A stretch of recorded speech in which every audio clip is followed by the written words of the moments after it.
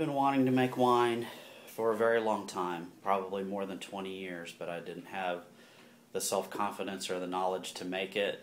And now with the internet and all the resources that are available, I just decided it was time to take up a new hobby. I enjoy wine, drinking wine so much, and have wanted to make it that I just decided to start learning how to make it.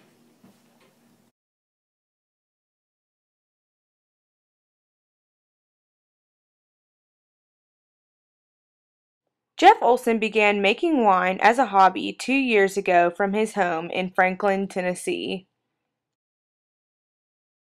There's a lot of different ways to begin. I began my knowledge of making wine with buying kits where the juice is concentrated in a bag, and the company that makes these kits provide everything that you need to ferment the wine, not the equipment to bottle, but to ferment it. And then as my knowledge progressed, I started buying frozen buckets of grapes and fermenting those and pressing them in a wine press and aging and bottling. And now this fall I have bought an Italian crusher destemmer, and I've put an order in for about 1,000 pounds of grapes from Tennessee, and I'll be making wine directly from Tennessee grapes.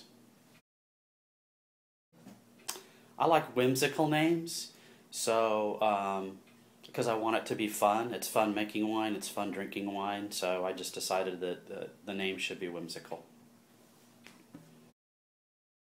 I made my first Chardonnay was Boatnut Chardonnay, which is from the Yakima Valley in Washington. I entered that in the Williamson County Fair, the first wine competition I ever entered a wine in, and I took first place in the white wine category. I do make Italian limoncello, which is an Italian dessert wine, and orangecello as well. I also have gotten into making meads, which are honey-based wines. The sugar and the honey is what the yeast use to feed on to produce carbon dioxide and alcohol. It's a very different wine, but very good tasting wine. We turned our dining room into a wine room and a wine making room because we seldom use the dining room, and it didn't make sense to heat and air condition a room that you only use twice a year. So we thought we'd turn it into a fun room, and so it's my home winery. I enjoy it, but now I have aspirations of turning my hobby into a business.